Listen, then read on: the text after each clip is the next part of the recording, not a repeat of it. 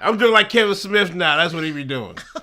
That's what he doing. Y'all don't know Kevin Smith? He crazy, but yeah, he's like, hey! That's what he be doing. That's what he does. Kevin, don't steal that from him. What? Let him have that. No, I like Kevin. He cool. He cool people. I know, but let him have cool that. people. No, okay. You have enough energy and noise for that. I'm just trying to say. I like how he just say it too. Good morning, everybody. Hey! There we go. Yeah. Okay, we already have. Oh, okay. Okay. I'm sorry. All right, everybody. If I can get him to calm down just a little bit. Just a little bit. Good morning. Welcome to the show. Yes. Thank you guys for coming out. Yes. For another week. We got some good stuff to talk about. Yeah. We're going to see if you're going to stay, though. But we got some good stuff. We're going to talk about the games. Yes. We played in 2024, and we're rating them. Yes. And we did a lot of games in 2024. We did a lot of games. We still got some to go. I'm going to discuss that, too. But, yeah, we got a lot of games. I don't know about the to go, but we did a lot. Yes. So almost 100 games. Almost, but we're going to get there. That were published in 2024. Yes. We actually played. That's a lot. That's for a lot. us. It's a lot. In addition to all the other stuff. It's a lot. That's a lot.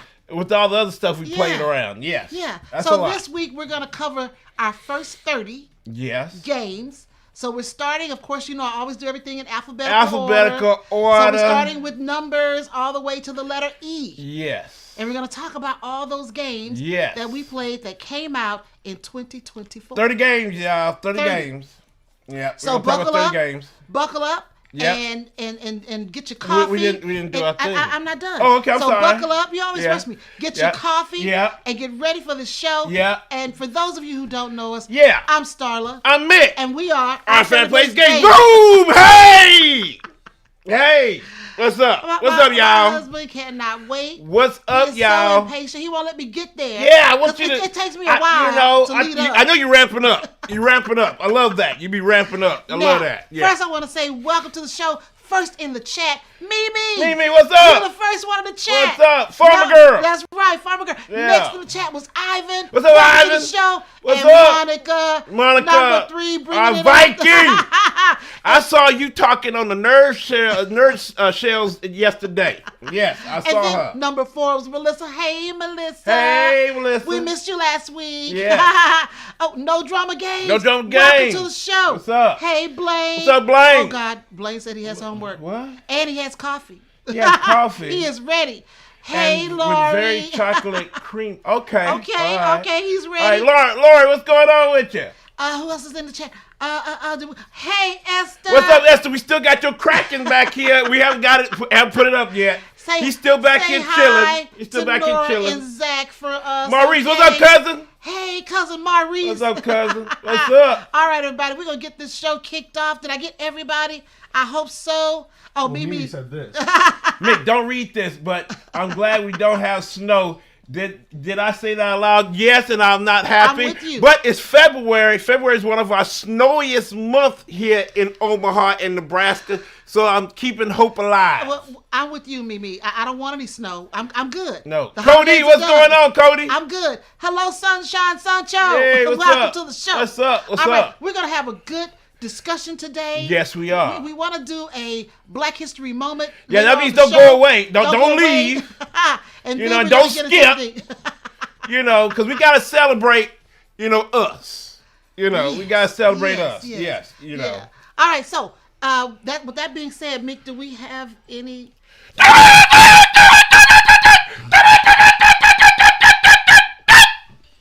Breaking news!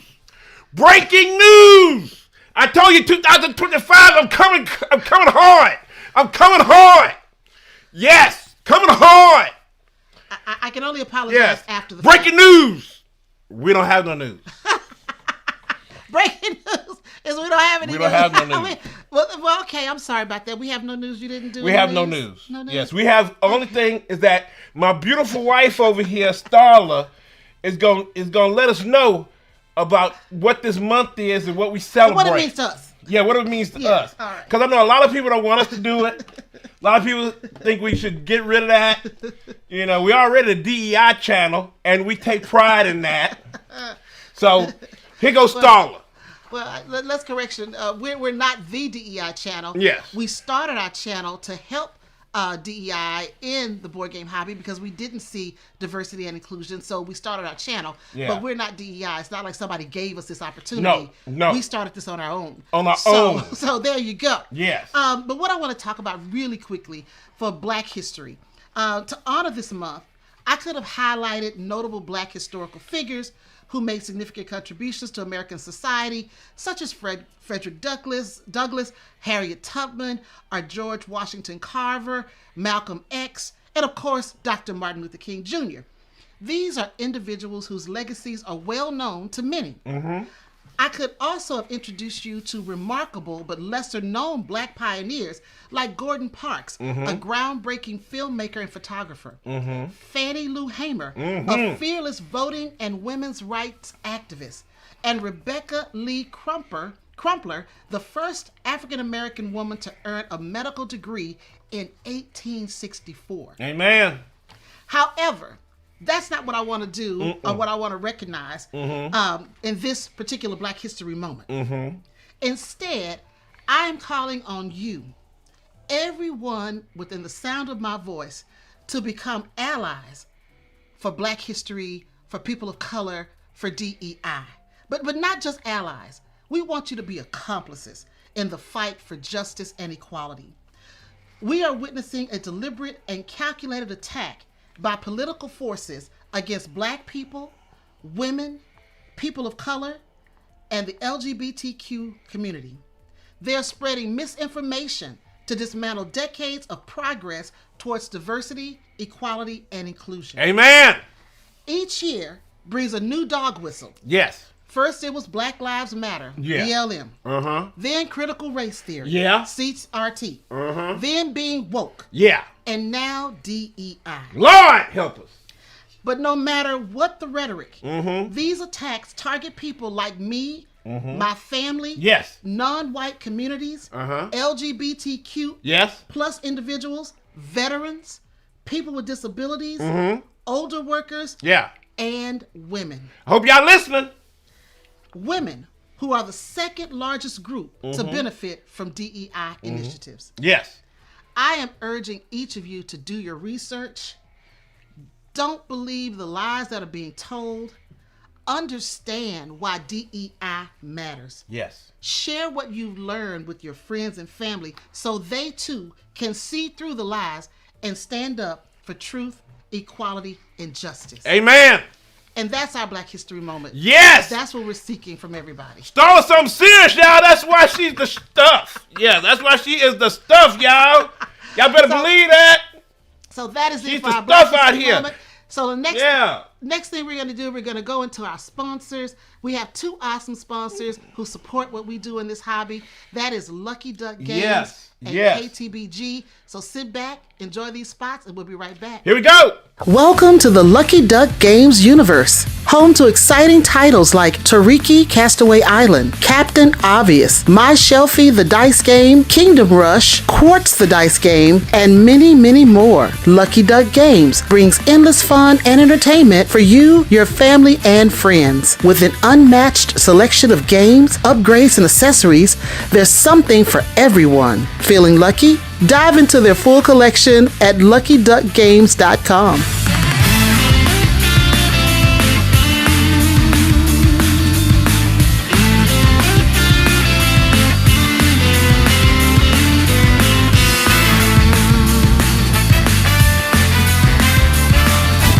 Bring excitement to your game night with games from Kids Table Board Gaming.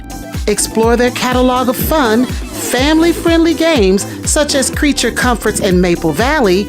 Then check out their latest titles such as Cafe Baras, Layers, and Maki Master.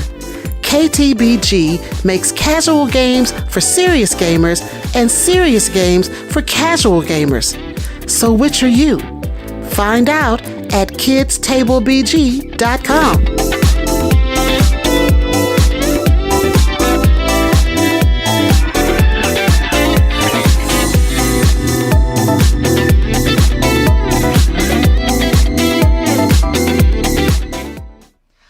We are back. Yes. We just want to say thanks again to Lucky Duck Games and KTBG.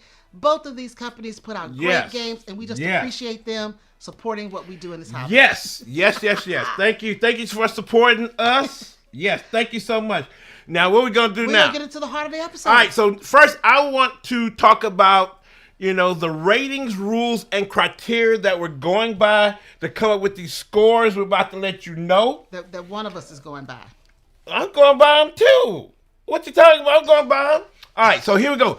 Art and components must be interesting, colorful, hopefully diverse, and stay in line with the theme. All right, so we got gameplay. Be fun, interesting, make sense, and supported by the rule book. Mechanics must work well with the theme and complement the components. Replayability. Do you want to play this game again? Yes, no, and why? And theme. Should be interesting, inclusive, diverse, well thought out, complement mechanics and artwork. Now, games with a rating of 9 or 10 receive an OFPG endorsed distinction. Ding! Yes. Now, I want to say, we're going through, from the numbers to E. There's 2 big A games that we haven't played, but I'm going to try to play it, try to get my wife to play it. That's Andromeda's Edge and Arcs. 2 big ones. We got them. Y'all saw we have them. We're going to play them. And we're going to get to them. So I just want to let you know, that's going to be at the end probably of this, but they're going to get played. Repeat the categories, just what they were. The categories. Oh, categories. Artwork components. Gameplay. Mechanics, replayability, and theme. That is the criteria. All right, before we get started, I want to say welcome to the show, Dean Muramoto. Yes. Joseph Ewan, welcome to the show. Yes. Red Lover, welcome to the show. Thank you guys for coming out. Did you mean to say aloha? Aloha, yes, aloha. I was going to say aloha. Thank you guys so much for coming out to the show every week. We really appreciate you guys. All right, so we're going to get started. So first we're going to start off with the score we gave the game. Yes. And then we'll get into the game. Okay. And why we gave the score. Okay. All right, so ready? So here we go. So you're going to be doing that. Doing a poll. You're going to do that. All right. All right, so the first game on our list. Okay, here we go. We played this game in 2024. We even did a preview of this game. Yes, we did. did a playthrough. Yeah. Of this game. You did a playthrough because Grant was with us. Yes. In 2024, and that is 10 days in the USA. Yes. And our overall score. That was from the op. That one was from the op. And it's a reprint. Yes. It's a reprint. Yes. Yeah. And our overall score is 6.7. It came out to 7.33, but 6.7. Mm-hmm. So it did not get an endorsement. No, because it's a cool gateway game or welcoming game, whatever y'all want to call it. But it's a good beginner's game for people not really in the hobby. Yeah. So I think it's really good because, basically you're just, set collecting and trying to put things in order. Yeah, but what got me with the game, and I love what they're trying to do with it. Yeah. You're trying to go around the USA and you got to use a car or a plane or walk or whatever. Yeah. But it had a board.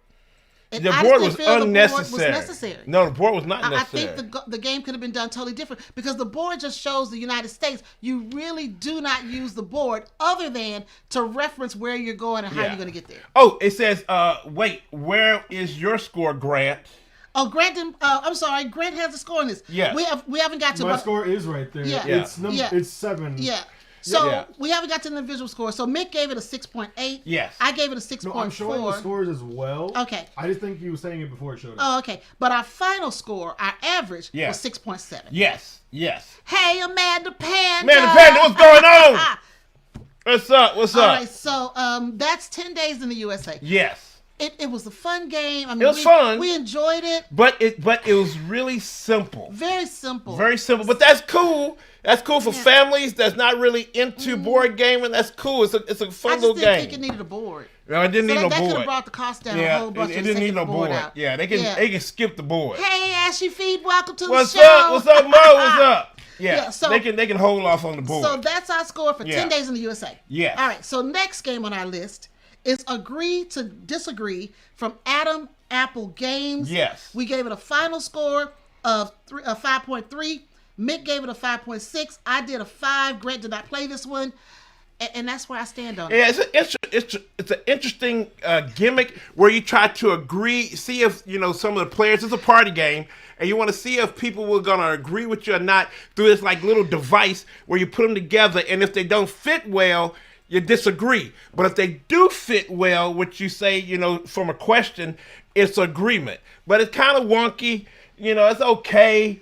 It's kind of meh. It's going to just stay around. So, yeah, that's why I gave it kind of a low score. Hey, Nate. Yeah. What's up, Nate? Our heckler made it. Oh, God. What? Hey, Nate. As for me, hey, Reading Rabbit, welcome to the What's show. Up, Reading Rabbit? I don't know what Nate's saying, but let's as for me, I gave it a low score because, if you like party games, this might be the thing for you. And I like party games. With interesting stuff. Yeah, I didn't feel like it had enough going on for me to want to play it again. Okay. And that was one of the lowest things. I didn't want to play it again. All right. I don't play it again. That's cool. So the next one on our list is Another Man's Treasure, Grandpa Beck's Games. Mixed score is a 5.8. I gave it a 5.6. And the average score was a 5.7. Now, I do like Grandpa Beck's games. Mm-hmm. They're very interesting, very cool. We love Skull King. We love Skull King. Yes. But this one is kind of like on my lowest, on the scale of low for them because the scoring is just hard.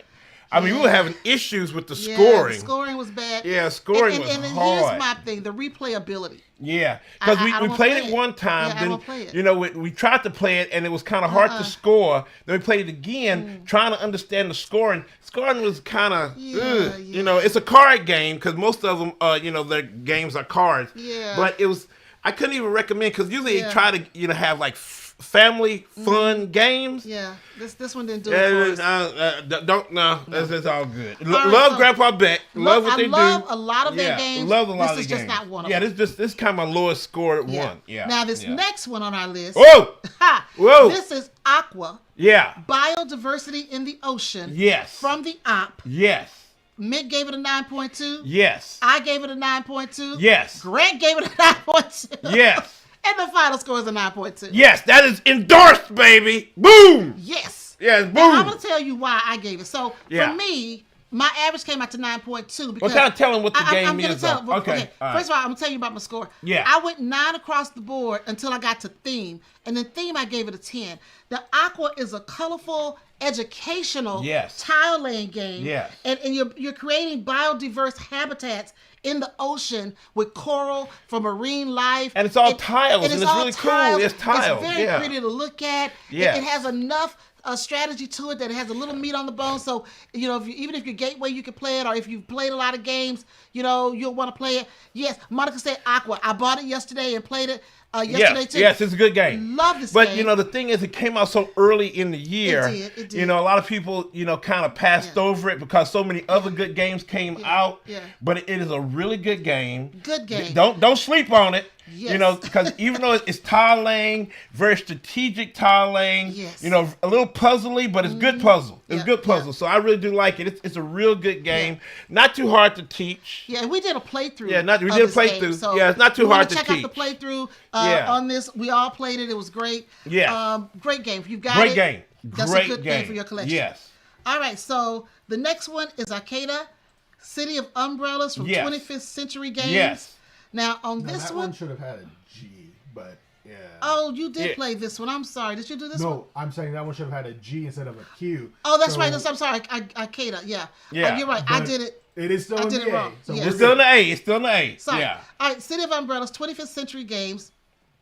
Now on this one, Mick, your score was you gonna reach your score this time, so I have to do them all. Yeah, it was 7.2. Yeah, and then I did a 9 on this one. Oh, you did a 9? And it came out to 8.1. I'm gonna tell you why. Why you doing 9?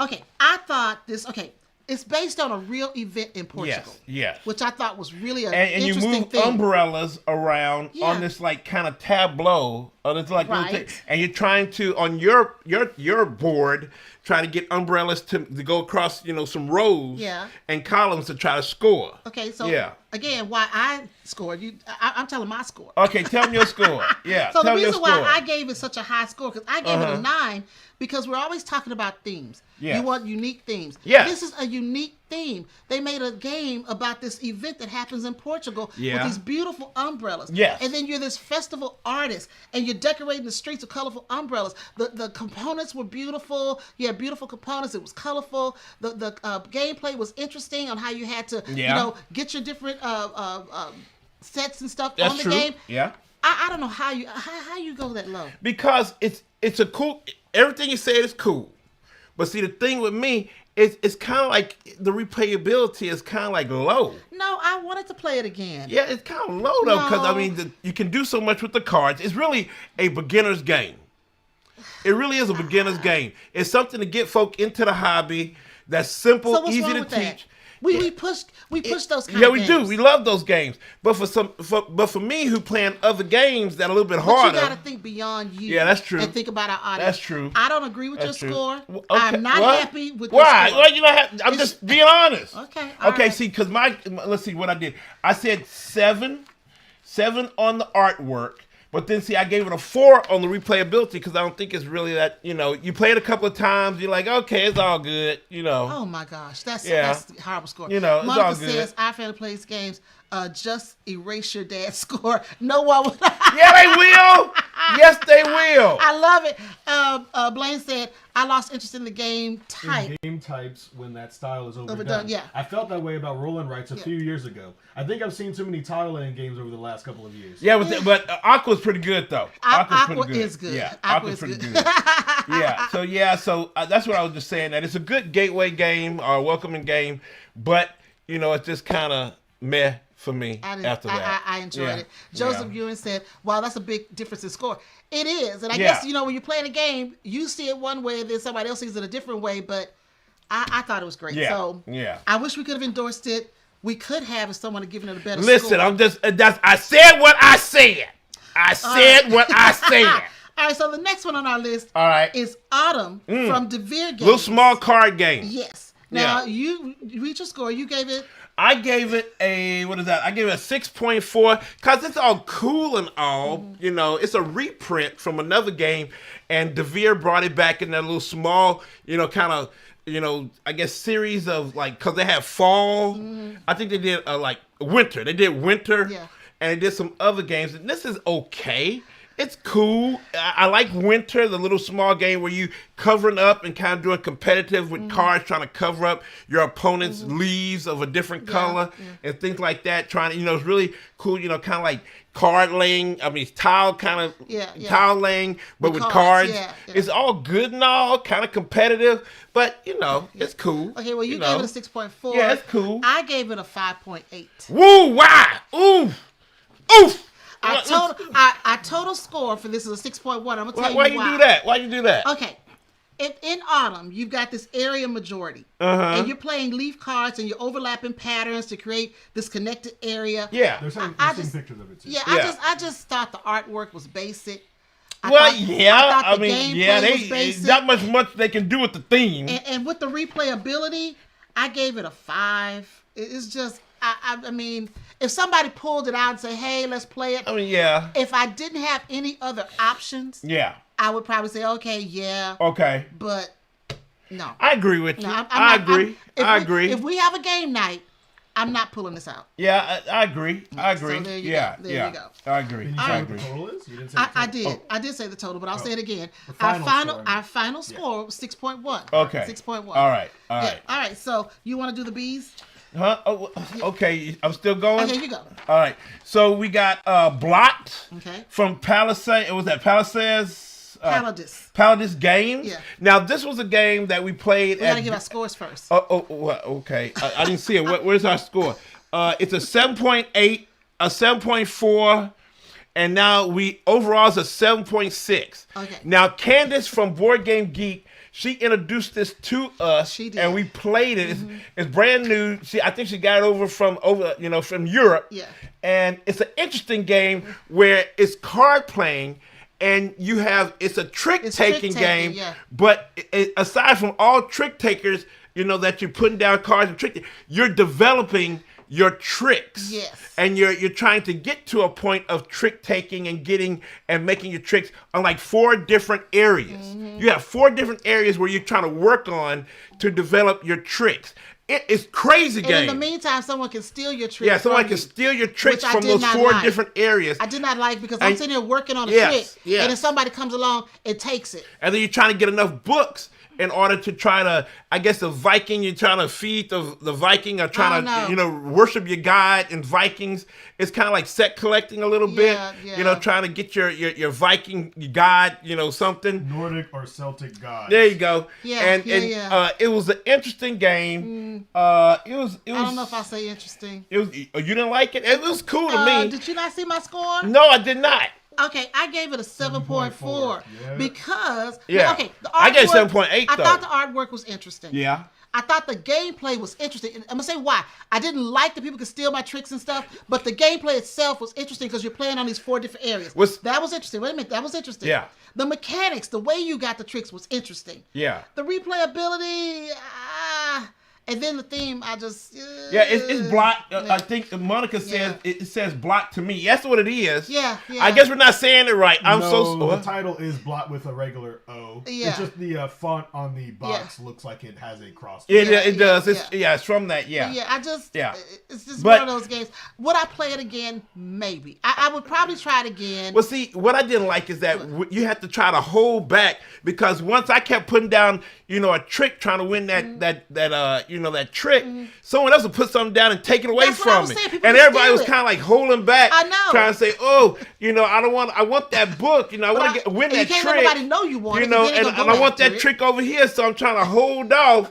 And then you're trying to wait for somebody else to make a mistake so you can steal it from them. It was kind of wonky to me a little bit, but it was good. I want to play it again to try to see what's up with it, but all right, now the next one on our Lord. Okay. I will say, Blaine said, I like having some simple games for when my brain can't brain too, Monica, because we were talking about having simple games. In response to your Agata score.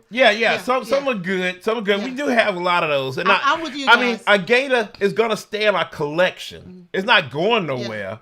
So it's going to be there. So, And then Nate mentioned that Agata was all right because you taught him and Melissa that one. Yeah, we did play that with you guys. That is so true. Yeah, we did. Yeah. I like that game. I don't care what Mick says. I like it. It was cool. I like it a lot. It was cool. Yeah. Right. Joseph said, stealing in games is a tough sell for us.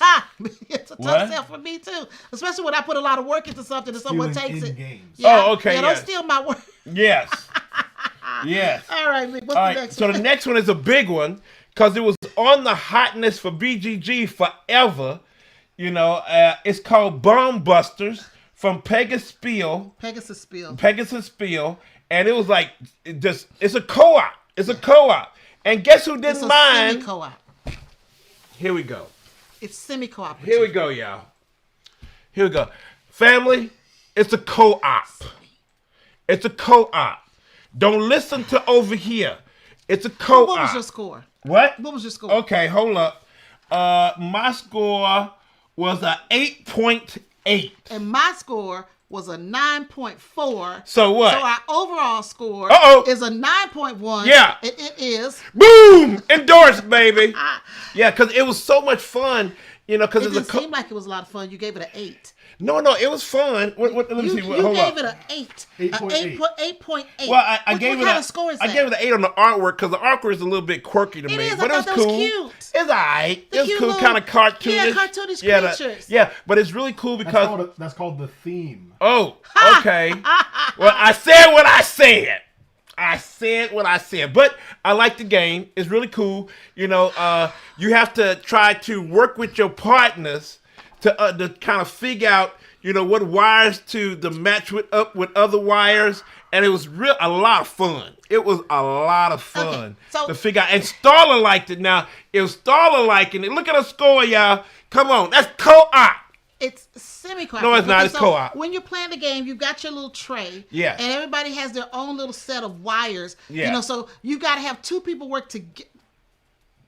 Two people have to team up to cut wires. And you want to team up, y'all. Team up. Co-op. Regardless of the terminology, Bomb Busters is the bomb. I love it. It is. It's fun. I cannot wait to play it again. All the hype that it got is deserved. It's a lot of, and if you mess up with matching up with your partner or whoever, you get close to you blowing up, and it is so tense. But we did a good job. We had some good people. Yeah. I have to say, Joseph said, Starter likes co-ops. Yeah. Okay, let me clarify. No, don't clarify. No, do not clarify. I have to say, excuse me, I have to say, yes, that as we get into this hobby and learn more games and see more variety of games, I am finding that a few of the semi-cooperative games I like. Really? The semi-cooperative ones. The co-op. They are all co-op. And also, it depends on who you play with. I that's true. I had a bad taste in my mouth for co-op games because when we first started, we played with a bunch of people we didn't really know, and there just wasn't a connection. Yeah. And then we had these alpha gamers who were telling you what to do, and I'm like, I don't like that was your first co-op game, and it kind of gave you a bad taste. Yeah, years ago. At the beginning of our playing. But now, when we're playing with people that we know and people that are really gamers, it makes a difference. And people that are sensitive to not being alpha gamers, it's a difference. And so, some of the games, some of these games, especially the semi-cooperative ones, I really, really like. Y'all, it is co-op. Don't let her fool you. Yeah, Monica said, that's a nice game, but my brain can't handle trying to give clues. I become an unintentional trader. Yes. Clues, you have to give clues big time. You gotta give clues. Nathan and Joseph also really like Bomba. Yeah, it's a really cool game. It's so much fun. It's a lot of fun. Ashley says Starla likes a co-op. Yes. And you have to go through different scenarios, so it's a long game, and they're gonna add some more in. I know they have a little mini expansion that they add some more in, but it's a fun game though. It is a fun game. Yes. All right, so the next one on our list. Our next one is called Botany. Yes. From my lord, from Do Somenum Games. Okay, see that I didn't know all that because I'll mess that all up. Let me go ahead and give it the scores. So you gave it a 7.6. Yes. I gave it a 9. Wait a minute, why you give it a 9? Our overall score is an 8.3. What? Okay, you gotta explain. I'm tell you why. You gotta explain that. Right, so here's my why it gets so much? Because see, let me see. I gave it a 6 on mechanics because I felt that you had to work too hard to get resources, and resources was too hard to get. I was really hurting on trying to get resources, going around that board, trying to get resources and plants and all that stuff. Because you're trying to get plants, family. I don't feel your pain. You're trying to get plants. What? Because you won that, didn't you? No. I think Susie won, but I beat you. Yeah. Why it gotta be all like that? I beat you. So why it gotta be all like that? Okay, so listen to me. Okay, this is what I did. Okay, what'd you do? Botany. Yeah. I gave it 9s across the board. I even gave it a 9 for artwork, even though Botany is not colorful. It's not. I love a colorful it's back game. in the 1800s. Yeah, it's apropos for the time period. Yes. And then the artwork is actually more realistic. Yes, because it is. It's showing the plants, the real plants, the flora and the fauna, and it's realistic artwork, but beautifully done. Yeah. I mean, well done by the artist. So I cannot ding that. So I gave it a 9. Even though the board is bland, the artwork is really pretty. Yes. And then I just did 9s across the board because I thought the gameplay was very interesting. It was very interesting, but I had a hard time getting resources. I felt it was kind of wonky going around the board. Because the game was hard, you gave it a low score? No, I didn't mind it being hard. It's just it didn't give you the opportunity to get the resources that you need to even be competitive. Like the difficulty level of the game made you give it a low score. No. I said what I said. Well, for me, I thought that was gonna be the theme for me tonight. I said what I said. It was a difficult game. It is a challenging game. It's a challenging game. But I was intrigued by it, and I actually want to play it again. No! I want to play it again. Yeah, so that's what I want to get a little bit better at it. So that's what drove my score. Yeah, I want to play it again, but I like a game sometimes that challenges me and makes me really work hard. Yeah, it makes you work hard. It does. It makes you work hard. Yeah. Oh, here come one right here, y'all. All right, so Here come one right here. All right, so the next one on our list is Cabanga. Yes. Cabanga. Yes.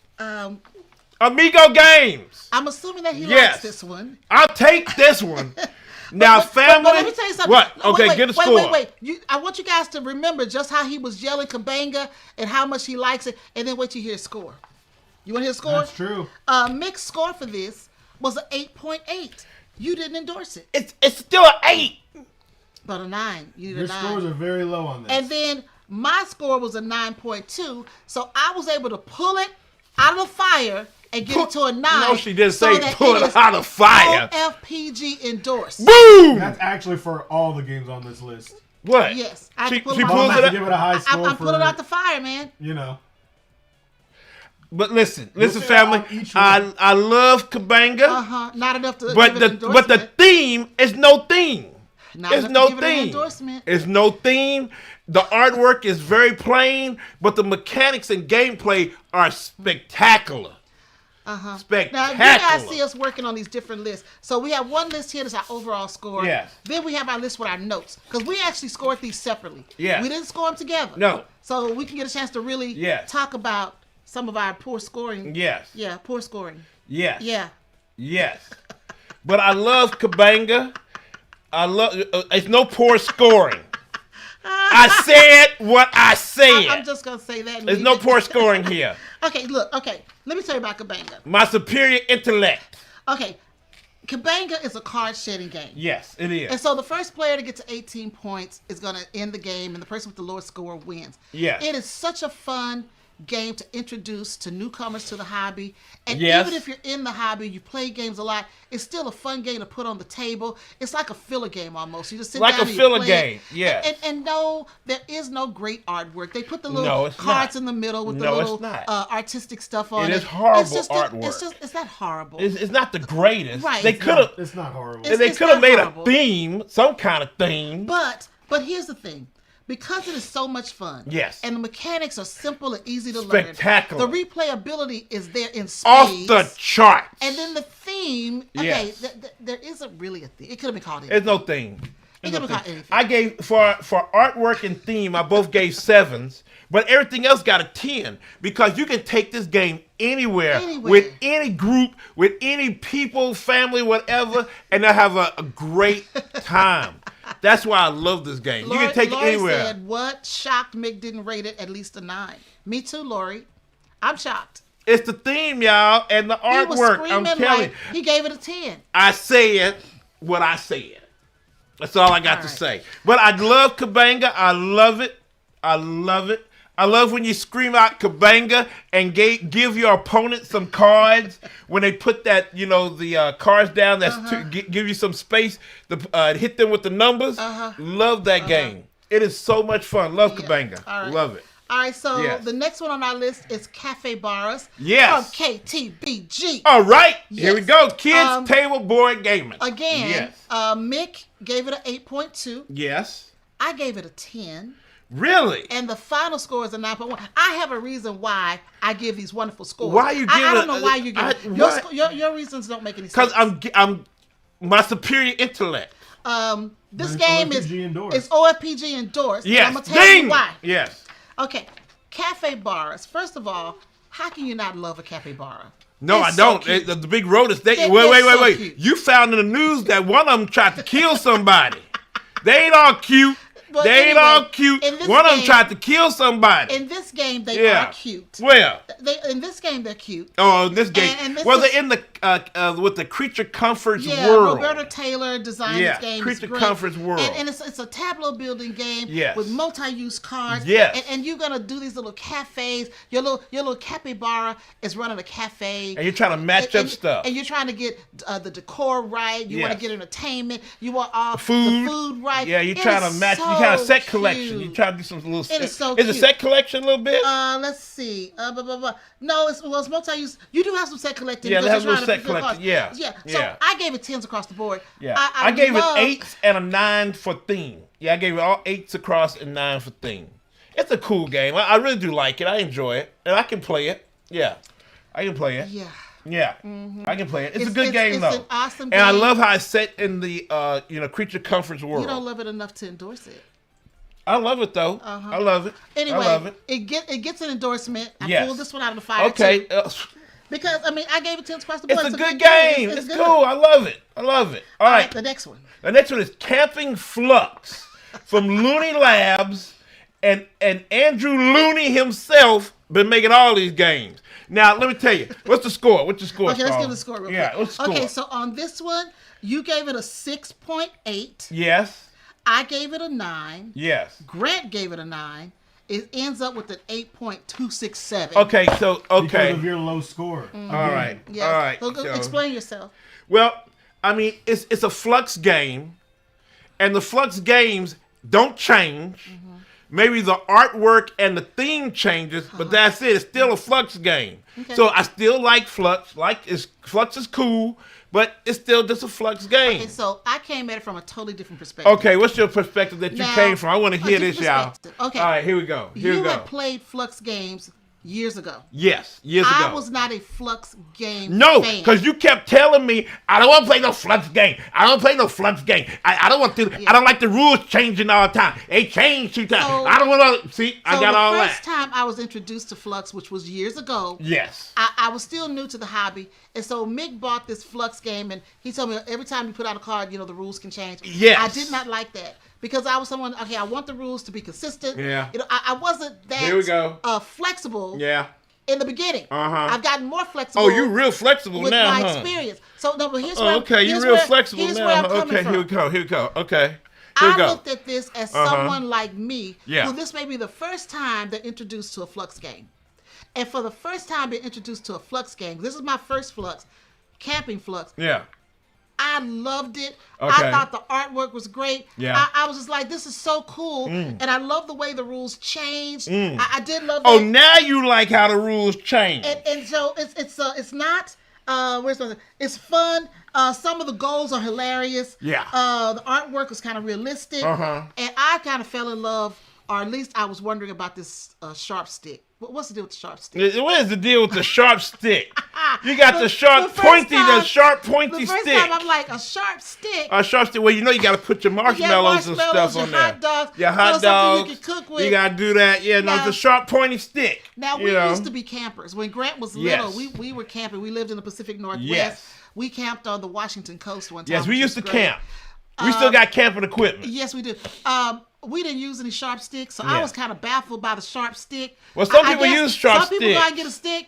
I mean, we went and bought all the camping equipment. We even bought a camping toilet because I refused to go to the other bathroom. So we actually have. See what we got to go through, family. It's a military grade. She couldn't go nowhere. Toilet. She said, "You got to get me a military grade. What they use in the military restroom for camping." Yeah, it was I said, "What?" She said, "You better get that." Because I'm not going nowhere else but in... we went to REI and got it because Grant was little. And I wasn't going to be going to bathrooms at night with a 3-year-old or a 4-year-old. I think it was 3 and 4 we did camping. So I said, Mick, we got to have a toilet. We got a little tent for it and everything.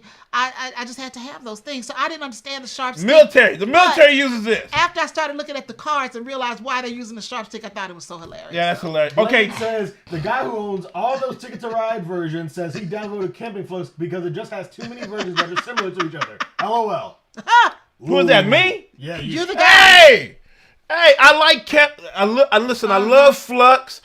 Now, there was an episode we saw of this one show that showed all the Fluxxes that they had. They have about 10,000 Fluxxes that comes out, that have come out, and they got about another 50 that they still planning on probably. Yes. I love them. It's cool. The theme, and just like Amanda Panda says, you got to get Fluxx for the theme. That's, that's cool. And this particular but it's just a Fluxx with a different theme on it. But this theme resonated with me, and again, coming from my perspective as someone who's new to Fluxx, this game I thought was great. It's something I would take somewhere. If we're going out to some event or something, I would take it. And if that game is so good that I would put it in our game bag to take with us, it deserves to know. I'll take all the Fluxxes because I like, was that Across America Fluxx? Well, you didn't endorse it like you would take it. No, I'll take most of these. I mean, listen. It got what is that? He said what he said, didn't he? A 6.8. It's still good. What? What? That's what you call good? Camping Fluxx? 6.8 is still good. No, Camping Fluxx got a 8.2. Yeah, but I gave it a 6.8. He gave it a 6.8. Remember that. It's a cool, camping is cool and all. But let me tell you, I do have Fluxxes with themes that I love better than this one. Well, there are other Fluxxes we have that I don't like as much as this one. Yeah, that's true. I like Camping Fluxx. Yeah, it's cool, but I have some that I like better. All right, let's move on. We got a long I think way somebody to go. said one of them is Star Fluxx. I like Star Fluxx. All right, we gotta go on. I like Star Fluxx. All right. So if you're watching, be sure to participate in the poll. I just want Look at the poll, y'all. And I'll be finishing that up near the end of the stream. Look at the poll, y'all. All right, so the next one is Captain Flip. Captain Flip. From Play Punk. Yes. Captain Flip. Mick gave it a 7.2. Were you not in a good mood when you did your scoring? No, I was in a good mood.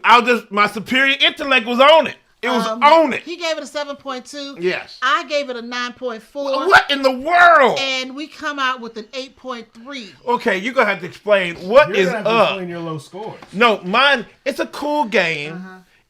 But very simple rules, and that's cool. You can have a game that's very simple, very approachable for a lot of people. Legends of Guardian, hey, welcome to the show. What's up, Sumo? What's up? Hi. It's a cool Congrats game. On a successful Kickstarter. Congratulations on a very successful Kickstarter. Very good. Legends of Guardian. Check that out. Go check out the Kickstarter campaign. Check it out. She's a writer too, y'all. I want to read a book. Well, that's what the game is based on. Yes, it's based on. Now with Captain Flip, very approachable game. Love it. Cool. Very. The rules are just really simple. Anybody can play this thing. But that's it's just kind of simple and it's cool. At the end of the day, play this. You can play them real quick because I sit down and play like 2, 3, 4 games of this. It's all good. It's all good. Anyway, your scoring doesn't say that. It's 7.2. 7.2. Okay, so for me, with Captain Flip, I gave it a 10 for the artwork. I thought the artwork was funny. It was eye-catching, something to look at. Yeah. I thought the gameplay was a 10. Was cool. I like it that if you don't like the tile, just flip it. That's a unique way to do yes, stuff. Yes, it is. So I thought that was unique. Yeah. So the mechanics I thought were great. And I thought it had a lot of. And on the different boards, you have different boards that you can play on. So, player boards. It was cool. So that's why I ended up giving it a 9.4. That's really nice of you. Really nice of you, Starla. Okay. Well, really like nice. All right. So the next two we're gonna. But I said what I said. That's the theme. That's the theme for today. Now the next two we're doing together. Yes. Because we actually we did a preview of these together. Yes. And that is Cascadia Rolling Hills and Cascadia Rolling Rivers from Flat Out Games and AEG. Yes. Now this one you gave it a 7.4. Yes. I gave it a 7.6. And Grant gave them a 7. They got the same scores because the games are very similar. They're very similar. They're rolling. They're not really. They're rolling rights. Yeah, they're rolling rights with set collection. Yeah. And the maps are all different. They go from easy to a little bit more complicated. I like that. But it's just very interesting how they are. Now, Starla, if y'all don't know, y'all just coming into this. She's not a fan of rolling rights at all. Write nothing. If you're writing something, she ain't a fan of none of that. If you putting some pins to a map or a paper or something like that in a game, she ain't happy. There are a few games that I like that you're gonna do some writing on. This one, I like it, but I felt like it was a letdown for me because I love Cascadia, and these two just don't. They just don't do Cascadia justice. Cascadia is a 10 across the board. Yes, it is. These two just didn't do it for me. Yeah. In the previews, I thought the games were interesting, and if you are somebody who likes, rolling rights or write games, then this may be up your alley. Yeah, it could the be. artwork is still there from Cascadia. It has the DNA. It has the DNA of Cascadia. The highest score I gave it was artwork. I thought the artwork was there. But that's Best Oval. It's Best Oval. The highest score was artwork for me. And it has the DNA, but it ain't Cascadia. Yeah. So it's not that. It's just not. Yeah, because you think it's your rolling right, thing. The thing you got against rolling rights. It could be some of that. I can add that to it. So you guys can take a discount on that because I don't really care for a lot of. Yeah. There are some. I think there's some in our list that we're going to talk about. But this one just didn't do it for me. So there we go. Ivan said, Mick, I have to ask, what is with the hate on these games? What's with all the low scores? I'm just being tough on them.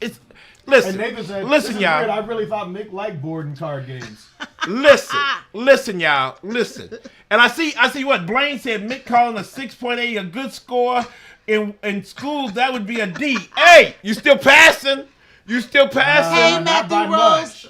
But let me tell y'all, family. I'm gonna be honest with you. I'm be straight. Now, we got over 5,000 games come out every year. Now, I'll be tough on them because we have so many games coming through. You got to be really, really good for me to get some good scores on you. And and if you're really, really good, I'm gonna praise you and put you down, and you're gonna get those good numbers. But if you're gonna get those numbers too. And if you're bad, I'm gonna slam you. Just remember, so I'm just gonna let you know. Perspective. I'm gonna let you know. I don't know if you heard me, but I said hi to Matthew Rose. Hey, Roberto. Hey, Roberto. What's going on? Yeah. So Matthew said that he saw a poll. He heard the word poll and thought he would jump in. He was lurking in the background. Okay. All right. So anyway, if you're lurking, please participate anyway. I won't see your username, so I won't call you out. But I'm just letting you know, we got too many games coming out, and I'm gonna be on them. Okay. I'm gonna be on them. Okay. I'm be on them. Now, if publishers and designers get mad at me, hey, make better games. Make good games. So. Come on. All right, so now the next one on our list. What's up? Castle Combo. Yes. Pandasaurus game. Yes. On this one, Mick gave it a 9. Yes. Because if you come out with good games that explode, I'm on you. on you. I gave it a 10. Yes. The overall score is a 9.5, so it is OFPG endorsed. Boom! There we go. I love the game. I mean, it is so Pandasaurus. This is one of Pandasaurus' good ones. It's a good one. And I mean, it's so much fun with the little tableau. You build your own tableau, and you're getting cards from 2 different 3x3 grid. Yeah, and you're getting cards from 2 different areas from the castle or the town. or the town. And then you have an evil messenger. Yeah, you got a crazy messenger going back and forth, and you got to buy these cards. It's tough to buy cards sometimes, but they give you ways in order where you can mediate how you get cards with the keys and stuff like that. It is such a fun game. Yep. I enjoy it immensely. That's why I got a great score. Now, for me, I mean, I don't even have anything to say other than what you already said. Yeah. It's colorful. It's fun. It's easy to play. It's challenging. Yes. It's a great game. It's a great game. They did a great job. It deserves to be OFPG endorsed, so I'm happy that it is. Yes, it's endorsed. It is endorsed. Hey, it's a good game. It's a good game. It's a good game. All right, the next one on our list is Cities. Cities by DeVere. Oh my God. Phil Walker Harding. Phil Walker Harding makes a game every 3 seconds. Yes. Now this one, Mick gave it a 9.4. It's a great game. I gave it a 10. Yes. It gets a 9.7. So it is OFPG endorsed. Boom! There we go. There we go. I don't know what to tell you about Cities. I just said it doesn't matter the score of any game so long as you enjoy the game you play. I know there are some games I don't like, but other people do. But that's okay. That's okay. That's okay. That's okay. There you go, Ivan. That's okay. But I do love Cities. Cities is a wonderful, wonderful game. One of the games that DeVere has made that is very approachable to a lot of people. Now, DeVere, they can come with some games to really make your head rock. Mm-hmm. Now, but they came with this one that is simple to teach, easy to play, and you can play over and over because it's pretty quick. It's quick. It's a really, really fun game, that's really cool. I love the components, the little buildings that you can stack, and the tiles you're putting down. Yeah. And then I love the goals. Then I love the themes they put at the top. Where for you can each city, you're trying to Rio go de Janeiro or New York or Sydney, Australia, and then the goals change based on what city you choose. Yeah. I love it. Yes, and they're coming out with an expansion where it's going to be Cities USA, where they're going to just USA cities. Okay. For goals, and I love it, man. I love the game. Can't wait for that expansion. My only drawback on this game, which I didn't ding it for that, is that I wish it played more people. It only plays up to 4. Yeah. How many would you put on this? I'd probably put 6 so more people can get but the board would have to get bigger. Maybe so, but when we go to these different game nights and stuff, we want to play some of these games, but because there's so many people, a 4-player game sometimes just doesn't work. Yeah, it doesn't work, but I still think but I love it. Yeah, it's still a good game, though. Oh, no, it's a great game. It's a good game, and I enjoy it. I enjoy it immensely. Roberto said, DeVere is always solid. I've got to try Cities. Yes, DeVere is always Cody solid. also said Cities is great. Cities is a great game. a great game. Said, but in all seriousness, Mick, I appreciate the fact you're being a little more picky. Oh, you appreciate okay. That. Thank you. And Monica said, I wish there was a solo mode for cities. Oh, you're right. You're right, Monica. Yeah, it should be a solo mode. All right, the next one on our list, and this one goes way back for us. Way back. It's called CoLab. Yes. From Portal Dragon. Yes. Now, we did a preview of this 3 years ago. Yes, it had a Kickstarter that failed. Yeah. Then they came back again, and it went through, and then they're just not getting the game out. So you gave it a 5.8. Yes, it was. I gave it a 7.6. Yes. Grant played this one with us, and he gave it a 7. So the overall score is a 6.8. And there's a reason why. Yeah, it was kind of worker placement game. This one particularly. So you've got these potions. Yeah. You're this mad scientist. You're a mad scientist. And you're building these monsters and potions. Yeah. And it has miniatures and everything. And overall, on the surface, the game should be up our alley. It should be up our alley. It's colorful. It's quirky with some of the artwork. And, like I said, I love the miniatures and all. But there was just some disconnect with the actual mechanics of the game. It was okay. It was okay. It was really okay. It kind of dragged out when it should have been really short. For me, it dragged out a little bit. But it's just okay. Yeah. Will I play it again? If you set it up and say, Mick, we got this to play, I might play it. But other than that, I don't know. Oh, we got someone new to the show. Sonic Tonic. Sonic Tonic. Okay. New in the chat, but not new to the new to the videos. My fiance and I can't make the live streams, but we watch every Sunday show every Sunday night during dinner. Hey. Oh, I'm Aaron. He's Eric. Oh, what's up, y'all? Love y'all. Love you. We appreciate you too. Welcome to the show. Thanks for making it. Thank you for making it. Now you got a title that Grant loves. I'm gonna tell you that, Sonic. Grant, don't show no Sonic stuff. Don't you show no Sonic stuff. I mean, I might. Oh, don't you do it. Don't you do it. But welcome to the show. I'm showing it. No, shoot.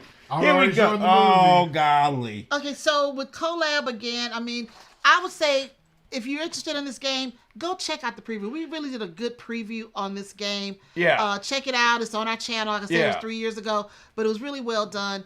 But I wish them luck with this game, but it just wasn't one of my favorites. Yeah, this wasn't one of my favorites either. Yeah, it's just one of my favorites. And everybody, you can't have a favorite. Right. All right, now, here we go. This is going to be a little challenging. Nathan's asking, speaking of game nights, are you guys doing anything next Saturday? Ford's Corner Kick Game Day. We'll see. Possibly. We will see. Thank you for letting us know. Okay, so now the next one. All right, so the next one is going to be a little controversial. Okay, it's going to be controversial. It's combo. Get ready. Oh, it's combo. That's not that one. Yeah, not next that one is combo. Not that one. Combo is from Happy Camper Games. On this one, Mick gave it a 7.2. I gave it a 7. Ooh. And total score is a 7.1. Now, listen, family. Okay, now this was a reprint and brought over from Europe. I think it was from Europe or somewhere. It was brought over from Happy Camper. Now, Happy Camper brought Nana. It was, so... this one was brought over as it was Surfasaurus Max by Lucy Goosey. Lucy Goosey Camper turned into Combo. Yes. So it was brought over and it was Surfasaurus Max. We love Surfasaurus Max. We love that. Fun game. We love the quirky artwork and all that. Surfing dinosaurs. Yes. And then they changed it over to like what? Fruit. And all the sets, all the combos. You're making smoothies and stuff. We love Happy Camper. We love Happy Camper. But Trio is off the chain. I'm saying this directly to Happy Camper. Yes. If you can. Yes. You need to redo this game. Whoa. With a better theme. Yeah, I'm going to tell you right now. We love y'all. We love y'all. We played Combo. Yes. And it just fell flat. Well, no, it fell flat because the 2-player version was not good. It just you can't play this as 2-player. You gotta play it. 4. You need 4, 5, or 6. Yeah, you need more people. You need more people because you kind of like trying to get people to come into the betting. I mean, not betting. You're trying to make them come into to make a good hand. Okay, make a good hand. You're making like a poker hand. Yeah, you're trying to make a poker hand, and you need everybody to help out. Yeah. And with the poker hand, it is set collection, and there is a lot of bluffing. Yeah, it's a lot of bluffing. It's like a poker hand, and so if you contribute to the winning hand, you get points. If you don't contribute to the winning hand, you don't. And so everybody can buy in. So when we played Surfasaurus, it's only 2 people. Well, we played this one with 2 people, just me and you. When we played Surfasaurus Max, we had, I think it was us, the brothers Murph. Yeah. And was it Eric? Eric Martin. He's the one that introduced it to us. W. Eric Martin. So we had a real big group of people playing. Yes, yeah. We had so much fun. in 2023. Yeah, that was BGG. Yeah. We had so much fun playing Surfasaurus Max. Yes. But then we get combo. We did it as a 2-player. Yes. Which already that kind of took away some of the fun. Yeah. But then the cards. Yeah, the theme. They're so basic. Why you? It's fruit. And with Trio.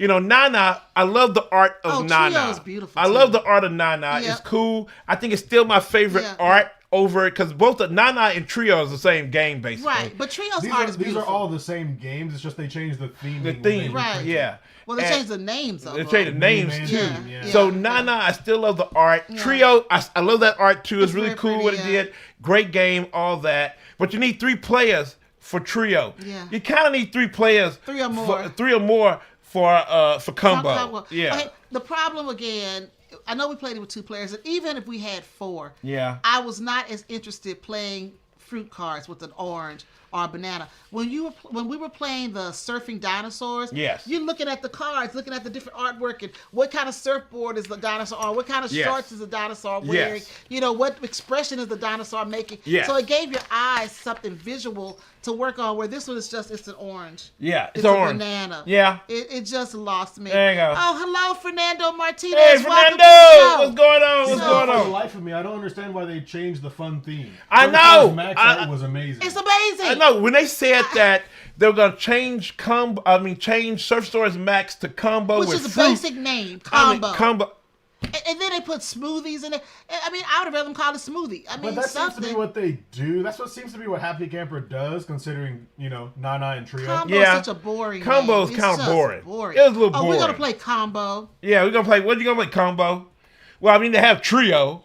But I like Trio, though. Yeah, Trio's cool. That's a cute name. Yeah, and it makes sense. It makes sense. You're getting trios. But combo makes no sense. It makes no sense. It did not correlate with the type of hands you were making. Yeah, they shouldn't have. I mean, the dinosaurs was really cool.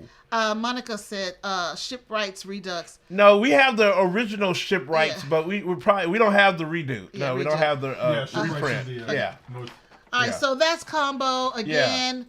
I mean, the gameplay is the same as Surfasaurus Max. It's still cool. I think you need more players. 2-player just don't do it justice. It's just not as exciting. 2-player don't do it justice. Yeah. All right, now here's the next one. Now are we to Go ahead. Comic Hunters? It's going to be controversial, y'all.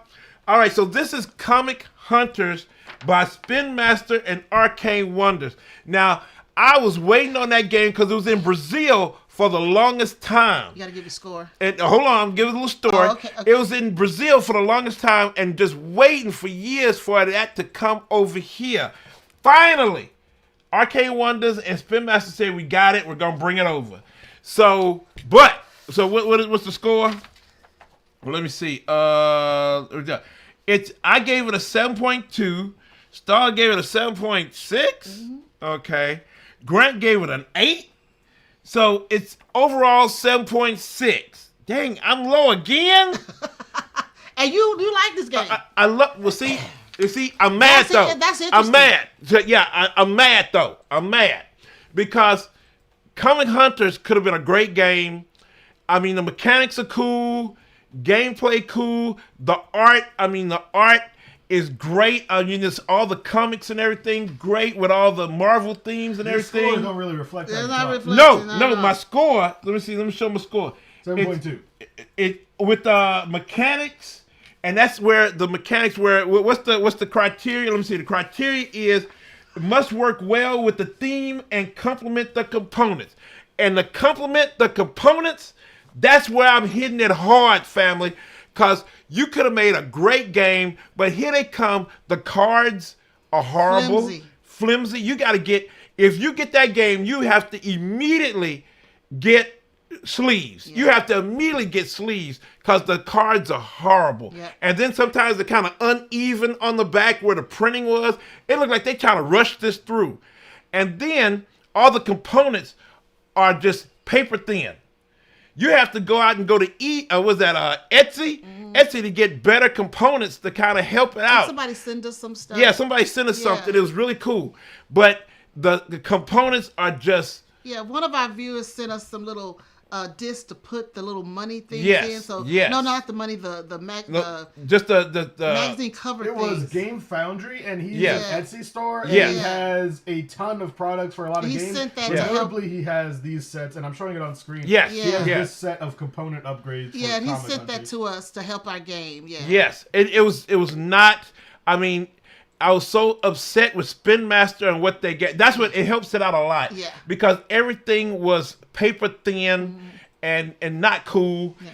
And everybody is clamoring and asking for a second reprint and hoping that Arcane Wonders gets it from Spin Master, because Arcane Wonder might make it a little bit better. Because Spin Master did not do that game justice. So yeah, I hit you with a 2 on mechanics.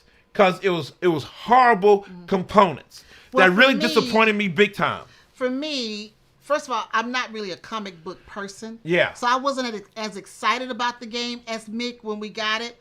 But it seems like my score reflects that I was a little more excited than Mick. But we'll move on. Yes. But I gave it a 10 for artwork.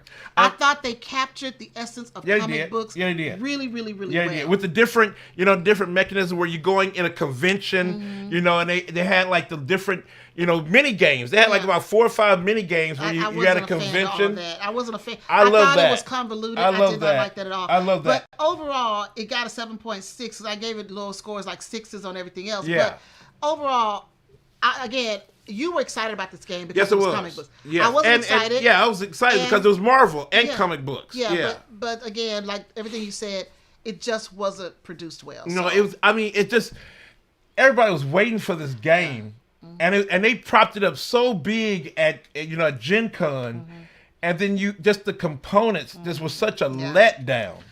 Just such a letdown. Yeah. All right, so we're going to move on. The next one is Courtisans. From Pandasaurus Games. Yes. You gave it a 6.4. Yeah. I gave it a 7.8. Yeah. Our overall score is 7.1. Because it's all good and all. Okay. Courtisans. It's a good game. It's okay. It's okay. It's okay. Okay, so... It was an okay game. It's kind of like you're building tableaus, and it's kind of take that. Yeah. It's a lot of take that. It's a lot of take that. There's set collecting. Yes. And you can you're influencing the court, either negative or positively. Yes. But it's kind of a forgetful game though. That's what I was gonna say. Forgettable. I did. It's a forgettable game. I wouldn't play it again. I'm just gonna be straight up. Yeah. It's okay. With all the games we have the option to play, exactly. This is not one I'm gonna run. That's what I'm saying. With so many games coming out, you really gotta put it out there for me to say, hey, I don't play this game. Courtisans, it's sitting in our collection, just sitting there, and I'm really considering just culling it. Yeah, cull. I'm considering culling it. You said cull. Yes, I did. Oh. I did. I said what I said. All right, we may work up to a show. What? No, hold on. We might work up to a cull show. Hold up, We've done one. Hold on, that was one. Yeah, because it's just like it's cool. It's all right. All right. Here's our next one on our list. So that's Courtisans. Yes. The next one is Daba Walla. Yes. From Queen Games. Yes. Now I need you to explain yourself. I will. I definitely will. I really like the game. No. Let's get. Okay. Go ahead. Go ahead. Mick gave it a 7. Yes. I gave it a 10. Yes. And our overall score is 8.5. Yes. I'm listening. Because the components are not well done. That's not true. Yes. And now Queen Games. Sometimes they be getting kind of flimsy on their components now. I didn't feel like they were flimsy. They were cardboard. Yeah, not the greatest cardboard. Okay. I mean, they're kind of flimsy. They just one step up from Comic Hunters. No. One step up. Yes, they were. Now I understand with the trying to help the environment and stuff like that, but you can do a little bit better with the components. Okay. So I hit them with the components. Here's what I did for Daba Walla. What'd you do? I gave them 10s across the board. And I'm tell why? 10s across the board. I'm gonna tell you why. I thought the game was colorful. Yeah. It was interesting. It was interesting. It had a unique theme. I love the unique theme. I gave it a 9 on theme. I gave it a 9. I love the layering. use cards and the pickup and delivery aspect, and all of those things work seamlessly together. Now, so you liked where you had to turn over, you had to stop the game and turn over the board and then score. No, it's not. It wasn't like that. You make it stop the game. Okay, look. Overall, it didn't stop gameplay. The game was great. And it's a little wonky for me when you did that. Just the whole theme of the Daba Walla. Yes, because we didn't know anything about Daba Walla until this game made us go to YouTube and look and find out. And I love that. I love that. I love that. The game can really teach you something. Yes, I love that. And you can open your mind to different cultures. I gave it a 9. Artwork, I gave it kind of a 6. The artwork was okay. I really believe we should have endorsed this game. Okay. But again, that's his score. Yes. That's my score. And I'm going to go with whatever the average is. You're going to say what you're going to say. Yeah. Okay. You're going to say what you're going to say. Yes. You want to do the next one? Oh, what's that? Next one is Dodo's Writing Dinos Dodo Dash. Mm-hmm. Yes, by Detestable Games and Draco Studios. Yeah, we did a playthrough of this one. We didn't. No, we didn't. That was the little kids game. Yes, the little kids game. This is not the little kids game. Oh, that was the other one. I'm sorry. Wrong one. Yeah, little kids game not out yet. This is the other one. Yeah, so that's right. I gave this a 7. What'd you give it? Mick gave it a 7. Yeah. I gave it a 9.2. What the devil? I gave it a 7.5. What the devil? Gave it a 7.5. What the world? Our overall score is 7.9. Explain yourself. I really and truly like Dodo's Writing Dinos. What is going on here? What is happening? You like Dodo's Writing Dinos. It's okay. You have a lot of fun when we play that game. He is in his element. He's having a blast. There's a lot of take that in the game. You've got some great miniatures with the little dinosaurs and the dodos are on them. It's colorful. It's interesting. There are different boards you can play. But let me ask you, shouldn't this just been an expansion instead of a whole nother game? Well, I mean...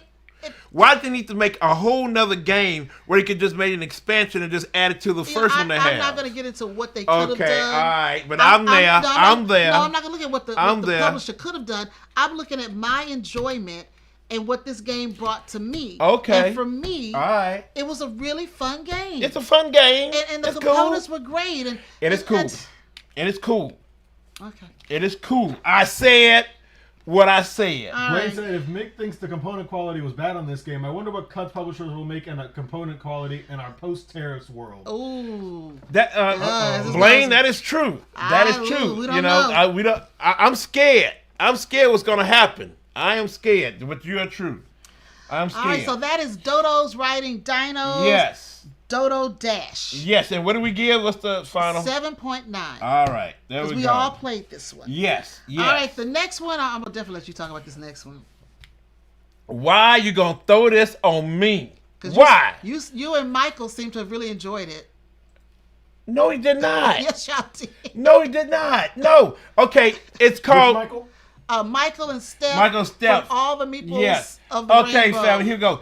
Don't skip leg day from Pandasaurus game. Skip this game, though. Skip this game. Skip the game. Oh, Lord. Skip the dude out of there. Oh, Lord. Now, this game is so bad.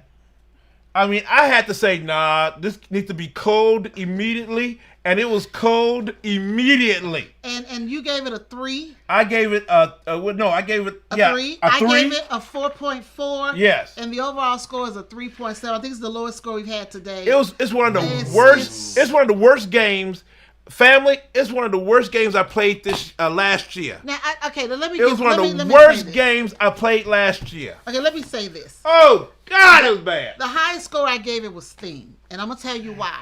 The theme was interesting. You gave it what? I gave it's a 5. Let me see. But the highest score I gave was a theme, and that's because I did it. I didn't give it a theme. Well, the highest score was I gave it, but it was about someone doing leg day and working out, athletes, and then the game came in a cup.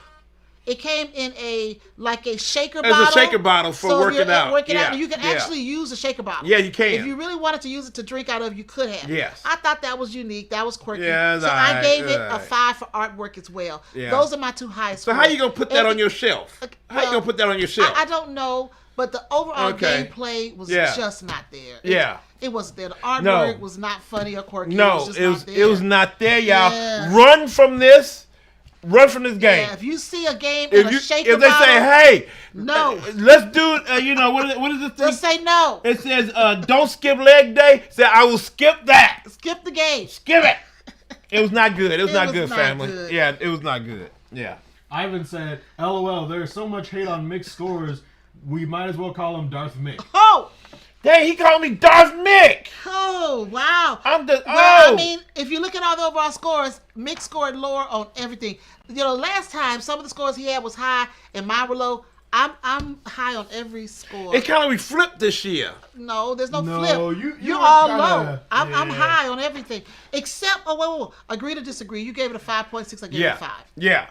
That's the only one. That's the only one? Okay, so now, that's it. Don't skip So everything I was low? Everything. Oh, my Lord. Everything. Okay. All right, so the next one is Donut Shop yes. from 25th Century Games. I can explain this too. Mick gave it a 6.8. I can explain. I gave it a 9.4, and our overall score is an 8.1. Explain, because it should be endorsed. It's a really cool game. 6.8. That's wild. Yes. What did I do?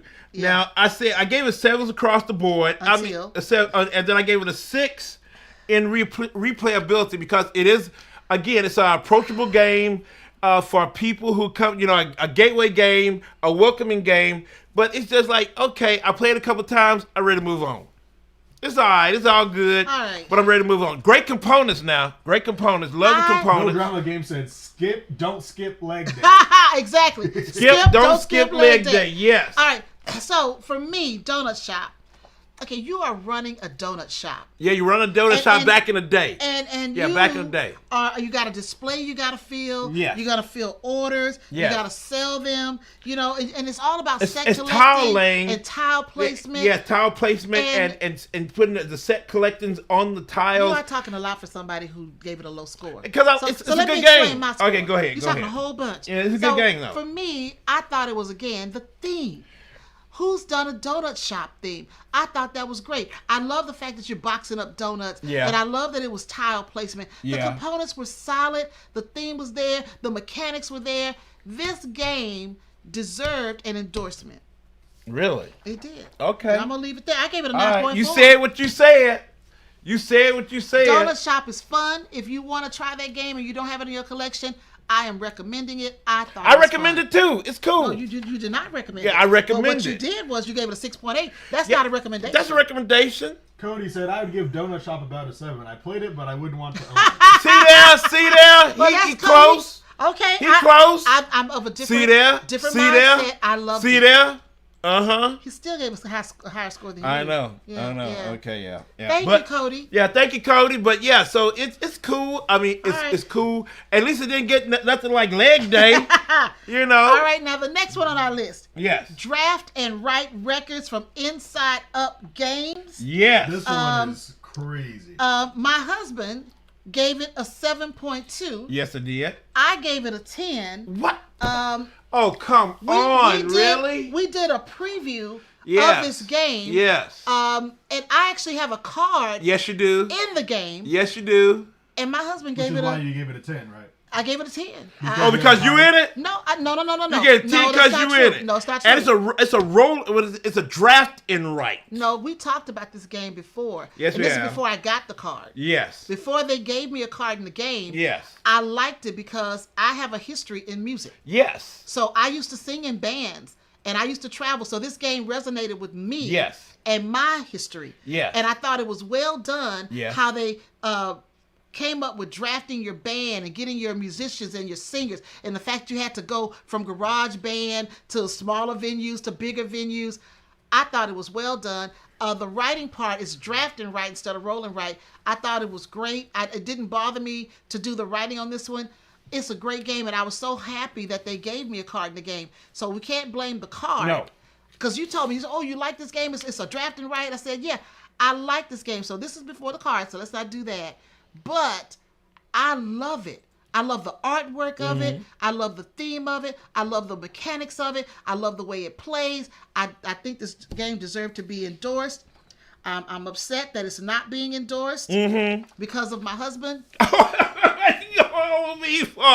Listen, I mean, you have that experience. I do not have that experience in music and all that. It's a nice game, really cool. I think Inside Up Games did a great job with it. Really fun. It's not getting enough love out there. I can say that for sure. Not giving it either. I'm giving it some love. Amanda said, "Wow, starter likes a rolling right." Well, it's not a rolling right. It's a drafting right. When you draft, you write, but it's a similar thing. It's a similar thing. And then Monica said, "I sang in choir, Starla." Well, so did I. I grew up in the choir. I started singing when I was 6, and then I went to a performing arts school. And then I sang in bands and I did recordings. So this game really, really resonated with me. So I like it a lot. And if you've ever been in music or interested in doing music, I think this game will speak to you. It does. This game will speak to somebody because, I mean, it really shows all the conditions and things you go through being a musician and being in a band and stuff. Because you always telling me, oh, Mick, this is how it is and stuff. When we played the game, I'm like, oh, this is what I did. I've done stuff like this. Yeah, that's cool. I've sung at small little venues and nobody shows up. And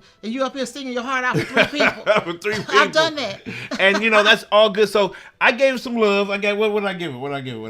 A 7.2. No, that's not love. So that's cool. That's love. No. That's love. Love is 8 and above. That's 8 and above? That's love. That's love. But anyway, it doesn't get endorsed. It gets an 8.6, which again, I'm not happy, but that's okay. It is what it is. It is what it is. I said what I said. There we go. And Ivan said, oh, Mick, you are in trouble with Starla. I hope the couch is comfortable. We're not going to do that. We're not going to do that. It's all good. Blaine said Mick scores might need a handicap.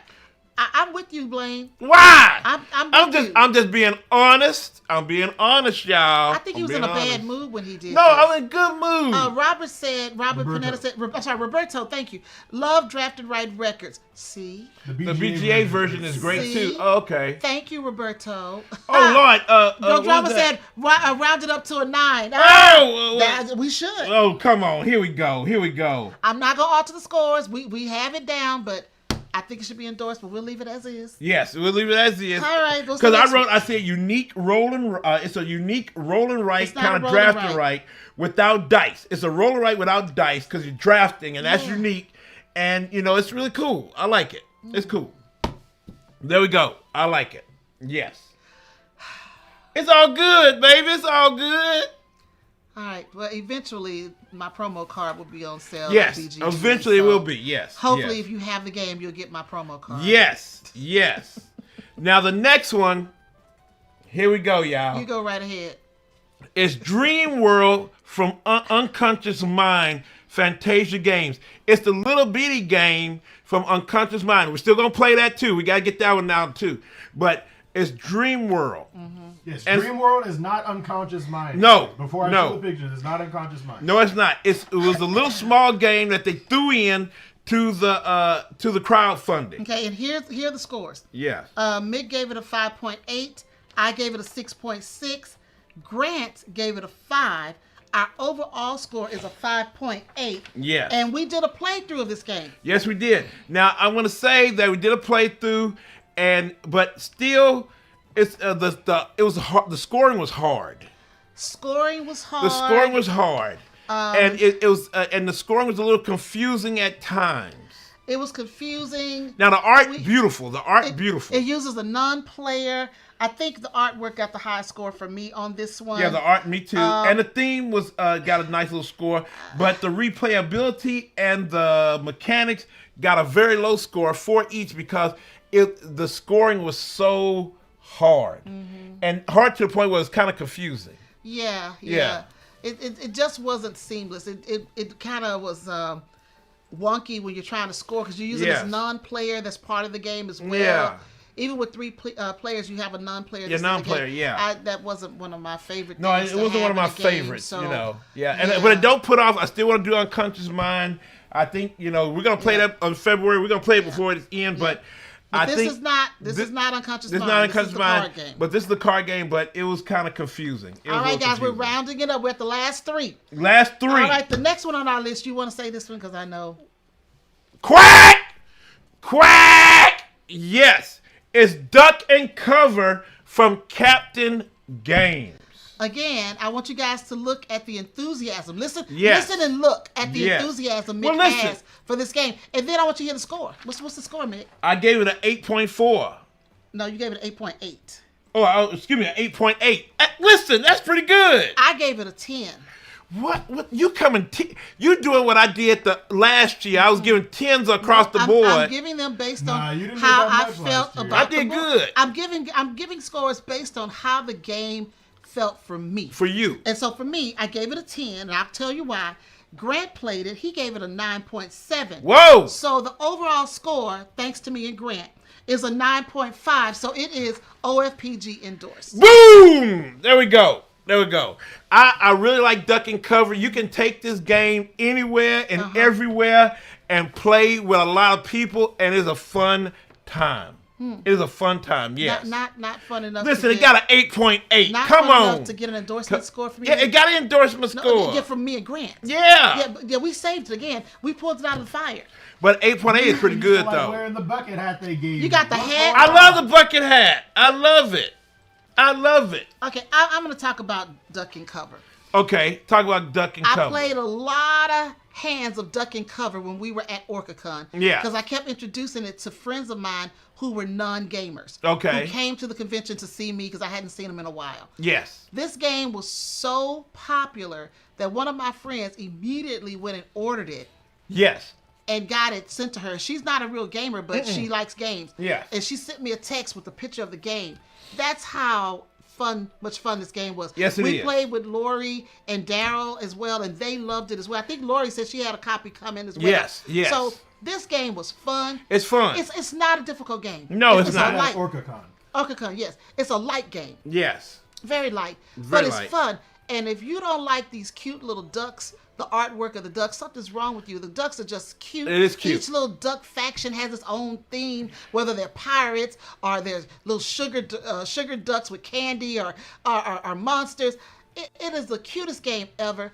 I just think it's 10s. I think I gave it 10s across the board. But see, you didn't. The scorecard is not very good. Well, okay. Really? It was the scorecard. The scorecard. I mean, that's the only little ding. That's the only little ding you can give it. The scorecard shows the ducks, and you got to pick your duck faction. Yeah. But they don't show you like one duck. They'll show you a duck that's a different number, so you have a hard time trying to find which that duck. No, it has a picture. They'll show a faction of ducks, and you thought that you had to put your score according to that faction in that slot. Well, that's a good way to know who's what. It should match up. But I don't think it matters. But I think they should have put like the first duck, whatever that artwork for the number one duck should have been there, so it's easy to find. Because we're going through the cards looking, going, oh, that's the number 8. That's what that picture is. Yes. So the scorecard was not the best, but we just worked around it. We just put names on it. I'm not going to judge the game on the scorecard. Yeah. I'm going to judge the game purely on the game, the play, the artwork, the replayability. That's what I'm doing too. I'm just very picky, y'all. Matthew said, I would love to see Mick tell the publisher in his duck bucket hat that he was given, by the way. He didn't say that, but he was given this. Yes, he was. And Matthew They said, loved sorry, him. I cannot endorse it. Yeah. No, 8.8 is good, that's y'all. not an endorsement score. Well, if we're not all doing 9s or 10s, it's not an endorsement. Okay, so but it's that's still okay. good score. It's a very good score. Brad and I pulled love it out the of game. Fire. It's 8.8, and that's a good score. And I love my hat too. I love my hat. Yes. Thank you, I still Captain love James. them though. I still love them. Still love them. All right, this next one's all on you. Oh yes. Okay. So I it's Endeavor Deep Sea from Burnt Island Games, a sister of KTBG Kids Tale Board Game. I played it solo. Yes, one of the games I played solo, and I gave it a 7.8. It's a really cool game. The theme, I gave it a 9. Artwork, a 7. It's okay. It's cool art, you know. It's really cool art. And I gave the replayability a 7.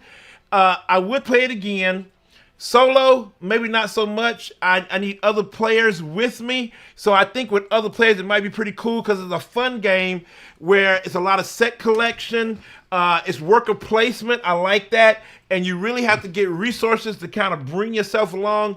You're buying, you know, I guess you're hiring, you know, different, you know, people to help you along to get better resources, better, you know, worker placement and better times to do things. I like the game. It's really cool.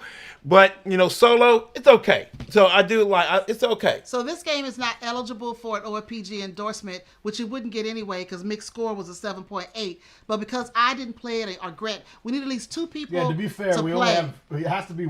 Has to be at least 2 or more to play to even be eligible for an endorsement. So Mick did it solo. He gave it a score of 7.8. Yeah, which is good. So that's good for you this year. Yeah, it's good. 7.8 is really good. I really enjoy it, but I do want to play it with other people. I'm trying to convince Starla to play it and check it out. Maybe I'll get her to do it soon. Revisit this at some point. Yeah, we will revisit it, but I just wanted to play it. Here's so the last one. game. And I have to say, someone mentioned it's an extended show. It is an extended show because we normally try to stick around an hour, but because we have so many games to cover and we're trying to cover all of them within this month, we're going to have a lot of long lists. Yes, we are. Nearly over 95 About 95 games? or so games, yeah. So here's the last one. All right. Explorers of Navoria from Dronda Games. Yes. Mick score is a 7. My score is an 8. Grant's score is a 9 for a final score of 8. Yes. All right, Mick. So what's your score and why? It's a good game, but it's too quick for me. Yeah. And the resources are too hard to get. Okay, well, I mean, but it is too quick because by the time I was getting myself together, I was building my settlements, getting ready to go. Yeah. It said, "Oh, last turn." What? I'm like, "What? Last turn?" I finally get a hold of what I need to get. I got the cards I needed to build up my resources. Last turn. Come on, now, come on. Well, for me, I gave the artwork a 10 because I thought the artwork was really good. It was interesting. I think my lowest scores were replayability and the theme. Theme was a 7. My theme was a 7 and replayability a 7 too, because I was like, it was too quick. Yeah. And the resources were kind of strange to get, so I was like, "Oh no, man! I don't know." Hey, Ed McLean, he made it at the end of the show. You made it to the end, yay! What's up? What's up? Well, that is the last game on my list. The first 30. We're gonna cover another 30 or so next week. That's it. That's on Explorers of Navoria. That's all you got to say. This is it. That's all I have to say. It ended up with a 8 overall score. So that's it. I thought it was a pretty neat game. Yeah, you gave it a 9. I think if I gave it a go again, I'd probably do better. Even though I didn't win the time we played. You did. Yeah. But I think if I played it again, just like I think if you go to Botany, if I play it again, my score might go up. For a lot of these family, my score might go up if I play them a couple of more times. But right now, I said what I said. All right, so before we go, Greg, don't we have a dad joke from Blaine? He did Here we go. Yep, Blaine said, dad joke of the day. Okay. Waiter, do you want a box for your leftovers? The patron replies, no, but I'll wrestle you for them. Oh, okay. I get it. Do you want a box? You want a box for your... Okay, all right. Okay, that was great. Thank you, Blaine, for your homework. Yes. Homework. Yes. Yes. Now, I'm going to be controversial now. Yes, you are. I'll be controversial. I like being controversial. All right, everybody. Thank you guys so I'll be much controversial, y'all. for sticking it out for this extended show. Yes. So we're going to wrap it all up, and we're going to get out of here. Hope you guys have a great week. So what are we saying? Well, I just want to say again, I said what I said. And we heard you. Yes, and I'm going. And some of these games might come back up, but this is what I think right now. But we'll see what happens next week, everybody. Yes, we'll see what happens. Poll. So poll. We need the poll. The poll. No, the question was, what is most important to you for liking certain board games? I put artwork / theme, gameplay, mechanics, and components. What do we say? It ended at the gameplay was 50%. Oh, okay, yeah. Okay, yeah, like artwork and theme was 23%. Okay. Mechanics was 23%. And components was 3. So whoa, okay. We need to post that somewhere. I love it. I love it. Thank you guys for participating. Thank you so much for participating. Gameplay is important. How that gameplay plays, is important. Because you can sometimes overlook the artwork if the gameplay is solid. Yeah, sometimes you can overlook. Hansa Teutonica. Hansa Teutonica, definitely. Oh my God, the gameplay you can overlook that. Artwork sucks. You can overlook that totally. And that game, mechanic-wise, is great. I had one on here that the mechanics and everything was good, but the art and stuff was kind of, meh. Yeah. All right, so, let's finish it yes. up, baby. All right, so family, Starla, what about our merch? Well, I don't have it on. If you're looking for a shirt, or a cup, or a mug, check us out on Spring. And if you want to get our family shirt, which is exclusively at BGG, go to the BGG online store. Yes. So, Starla. Nathan asked, Greg, can you explain what you liked and disliked about it? If you're talking about Explorers of Navoria, I liked how the game looked, and I also liked the mechanics for the most part. I just feel like I didn't have the greatest grasp, and I don't think everyone we were playing with had the greatest grasp on it. I can put that's why I ended up sneaking out a win. But I'd have to play it again to I agree with you on that one. Have a better opinion on it. But I do like it aesthetically, of course. It's very colorful. It's pretty cool. It's pretty cool. But anyway, that's all. Yeah, so everybody subscribe. Get everybody else to subscribe. Let's subscribe. Let's support. Let's get it going. Yeah, we want to build this community. Yes, we do. Because this is a safe space for everybody, except for bad people. This is we don't like bad people. Yeah, and you know who bad people are. But we're a safe space for everybody. Yes, because we want to see everybody do good. Exactly. Yes, we want to see everybody. Yes, we want to do that. So Starla, where can they find OFPG out here? Well, if you're looking for Our Family Plays Games, you can find us on Facebook, Instagram, Blue Sky, Threads, right here on YouTube, right here on TikTok, and on our website. Yes. And if you're in Omaha, Nebraska, that's local family. You can find us on Cox Channel 22. Yes. Thursdays at 11:30 a.m. Yes. Thank you so much, family, for coming out. Yeah, some of these shows in February are going to be a little long. Yes. I'm just letting you know. And I hope you just hang on with us while we go through all these games that we played. The next one too, guys. Yes, for 2024. Just keep coming out because we're going to talk about all these games we played and show you what we got and everything and all that stuff. So keep on coming. But know one thing for sure, family. Oh, before you say that, I got to say one more thing. Blaine said, a rising tide lifts all boats. Always. I love that saying. I use it a lot. Yes. And I do believe that, Blaine. Yes. Thank you for sharing that. Okay, what do you say? But always know. Always know in all the trouble and the craziness and all everything we go through. Okay. All right. We love you. Bye, everybody. Yeah.